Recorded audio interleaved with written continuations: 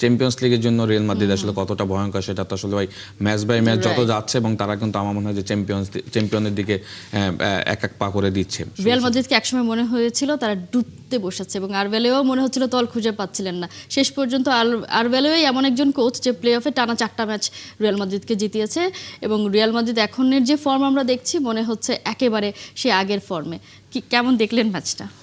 ধন্যবাদ আপনাকে। খেলাটা যখন চ্যাম্পিয়ন্স লিগ তখন আসলে রিয়াল মাদ্রিদকে নিয়ে আসলে আলাদা কিছু বলার থাকে না। আপনি যদি দেখেন লাস্ট যদি আপনি 10 বছরের চ্যাম্পিয়ন্স লিগের হিস্ট্রি দেখেন, রিয়াল মাদ্রিদ সব থেকে সাকসেসফুল দল। তো সেইখানে আসলে আপনি যেটা বলেছেন যে জাভি আলোনসো স্যাক হওয়ার পরে আরবেলোয়াকে কোচিং স্টাফে নিযুক্ত হওয়ার পর আমরা একটা ধরে নিয়েছিলাম যে একটা পারফরমেন্সে কলাপস করে কিনা, এবং লিগের পারফরমেন্স যদি দেখেন সেখানে কিন্তু কলাপস করেছে। বাট একটা সংশয় ছিল যে চ্যাম্পিয়ন্স লিগে কি করে। বাট দর্শক যারা রিয়াল মাদ্রিদের ফ্যান্স রয়েছে তাদের একটা কনফিডেন্স ছিল যে চ্যাম্পিয়ন্স লিগের জন্য রিয়াল মাদ্রিদ আসলে কতটা ভয়ঙ্কর সেটা তো আসলে ভাই ম্যাচ বাই ম্যাচ যত যাচ্ছে এবং তারা কিন্তু আমার মনে হয় যে চ্যাম্পিয়নের দিকে এক এক পা করে দিচ্ছে, এবং সেটার প্রতিফলন হিসেবে কিন্তু Manchester city back to back 2টা ম্যাচ যদি দেখেন, স্পেশালি যখন নকআউট স্টেজ আসে তখন কিন্তু হোম ম্যাচের একটা বড় অ্যাডভান্টেজ থাকে, এবং সেটা কিন্তু বর্ণাবিত ফিদে ভালভার্দের হেডট্রিকে কিন্তু তারা ওই কাজটা কিন্তু শুরু থেকেই করে ফেলেছিল।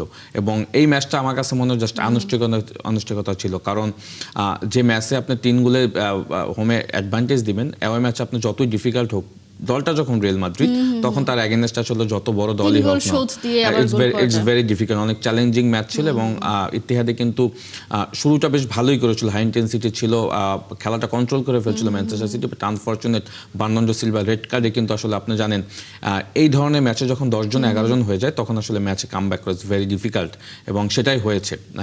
বার্নার্ডো সিলভা রেড কার্ডের পরে কিন্তু রিয়াল মাদ্রিদ আরও বেশি হাই প্রেসিং করেছে, বল কন্ট্রোল করেছে, মিডফিল্ড প্যাটার্নটাকে চেষ্টা করেছে তাদের ব্যাটেলে নিয়ে যাওয়ার জন্য, তো সেটাই করেছে, এবং এর ফলশ্রুতিতে কিন্তু দেখবেন যে তারা গোলও করে ফেলেছে। সবকিছু মিলে আমার কাছে মনে হয় যে রিয়াল মাদ্রিদ চ্যাম্পিয়ন্স লিগের জন্য যে কতটা ভয়ঙ্কর সেটা তো আসলে তাদের পারফরমেন্সই দেখা যাচ্ছে।